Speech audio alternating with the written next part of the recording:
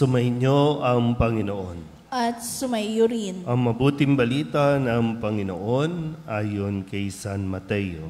Papuri sa iyo, Panginoon. Noong panahong iyon, inilahad ni Jesus ang talinghagang ito sa mga tao. Ang paghahari ng Diyos ay katulad nito. May isang taong naghasik ng mabuting binhi sa kanyang bukid. Isang gabi, samantalang natutulog ang mga tao, dumating ang kanyang kaaway at naghasik ng masasamang damo sa triguhan. Nang tumubo ang trigo at magkauhay, lumitaw rin ang masasamang damo. Kaya't lumapit ang mga alipin sa puno ng sambahayan at sinabi rito, "Hindi po ba mabuting binhi ang inihasik ninyo sa inyong bukid? Bakit po may damo ngayon?" Sumagot siya, "Isang kaaway ang may kagagawan nito." Tinanong siya ng mga utusan, "Bubunutin po ba namin ang mga iyon?" "Wag," sagot niya. "Baka mabunot pati trigo. Hayaan na ninyong lumago kapwa hanggang sa anihan. Pag-aani sasabihin ko sa mga tagapag-ani, tipunin muna ninyo ang mga damo at inyong pagbigkis-bigkisin upang sunugin, at ang trigo'y inyong tipunin sa aking kamalig." Ang mabuting balita ng Panginoon. Pinupuri ka namin, Panginoong Hesukristo. Isang magandang umaga po sa inyong lahat. Ngayon po ay Sabado na ika-17 linggo sa karaniwang panahon at Sabado, araw ng Mahal na Birhen. At muli natin balikan muna ang ating po mga narinig na mga salita at nawa ito po ay ating matandaan, maisapuso at maisabuhay.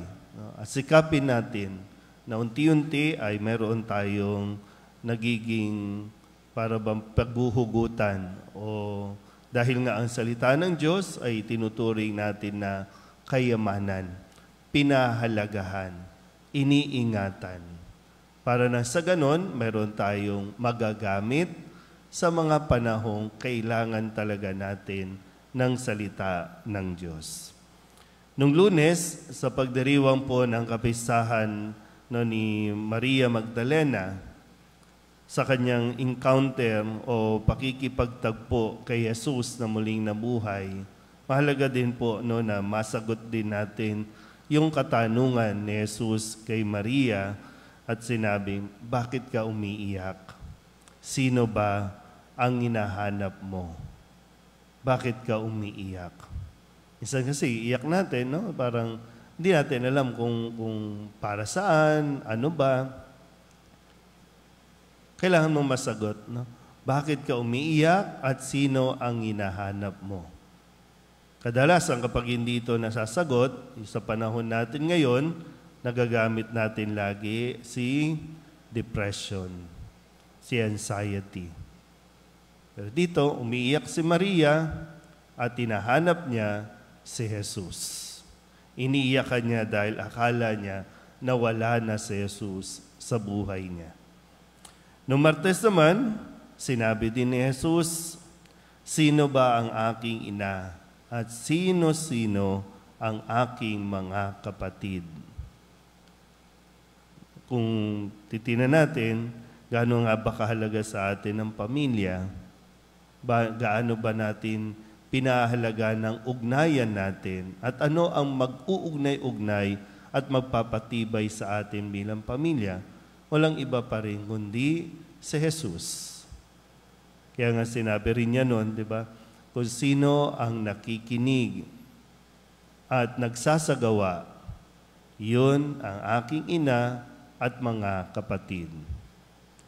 Noong Miyerkules, pinagkadiinan ni Jesus sa pamamagitan ng talinghanga, ang may pandinig ay makinig. Ulitin ko po, no? Ang may pandinig ay makinig. Problema natin kasi, nakikinig tayo, pero hindi talaga tayo nakikinig. Pinakikinggan lang, pero hindi talaga natin nauunawaan o inuunawa. Minsan nga, sa pag ganito, no, nakatitig lang kayo, nakatingin lang kayo, pero nakikinig ba talaga? Ayan.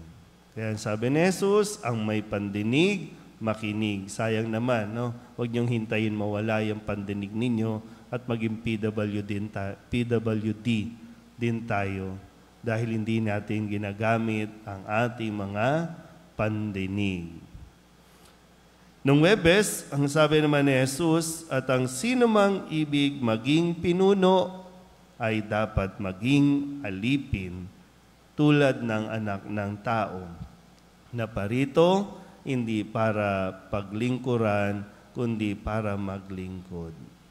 So, naiintindihan talaga natin ito at pinakikinggan, no? Yung responsibilidad ng mga gustong maging leader, na gustong maging mga pinuno. Kaya nga nitong nakalipas na bagyo, no? Asan nga ba talaga ang mga leader na gustong maging leader? Nasaan nga ba sila kapag panahon ng bagyo? Kahapon, Biyernes, ang sabi naman sa atin, at inilarawan ng naghasik, no, yung mga hasik, at nilarawan sa yung sa malaking lupa ang mga nakikinig ng salita at nakauunawa nito, sila yung namumunga, may tig 100, may tiga 60 at may tig 30. Maganda rin matingnan natin, masuri natin sa atin, tayo ba bilang mga bahagi ng simbahan, no, ng parokya ng Solidad, kayo po mga nauna pa dito, kamusta po ba? Namumunga ba tayo? Dumami ba tayo? Kung babalikan natin ngayon, noon pa, dumami ba tayo? Dumami ba yung mga nagdilingkod sa simbahan? O tayo-tayo lang na tumanda na tayo? Kasi kung magandang masuri kasi yun, no? Kung may bunga ba yung ating paglilingkod, yung ating pananatili sa simbahang ito bilang mga tinawag, magandang mapagnilayan din natin yan. At ngayon, ang sabi ni Jesus, tipunin muna ninyo ang mga damo at inyong pagbigkis-bikisin upang sunugin, at ang trigo'y inyong tipunin sa aking kamalig. Ito yung pinapaunawa sa atin na pagdating ng wakas, pagdating ng tamang panahon. Yung tanong natin, bakit may masasama? Bakit mayroong evil sa mundong ito?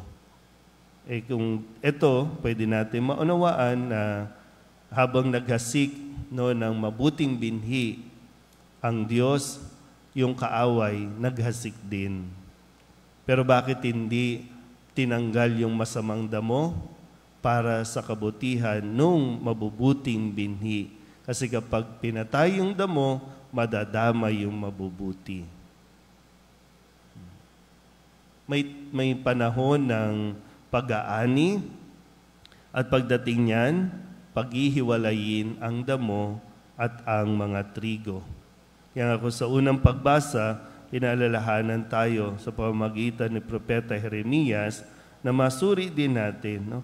Na tayo, mga nagsisimba tayo. Kasi dito, no, sabi, kayong mga nasa templo, sigaw kayo ng sigaw ng mga Panginoon, Panginoon. Yung pagpupuri, no, pag-aalay. Pero ayaw naman ninyong tigilan ng pang-aabuso, pang-aapi sa mga dayuhan, mga ulila at mga balo. Pumapatay. Ano ba nangyayari sa atin? So, dito tayo masusuri, dito tayo, kumbaga, titingnan, no, pagdating ng araw sa ating pong naging pamumuhay. Tayo ba ay nasa masamang damo o tayo ay mga trigong mabibilang at titipunin doon sa kanyang kaharian. Kaya araw-araw tayo po ay inanyayahan, no?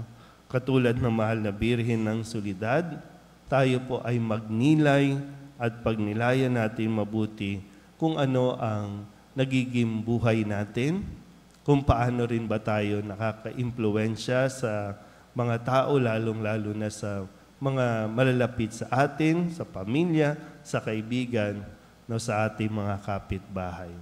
Nawa, mayroon tayong maidulot sa kanila ng mga bagay na natututunan din natin kay Jesus. Amen?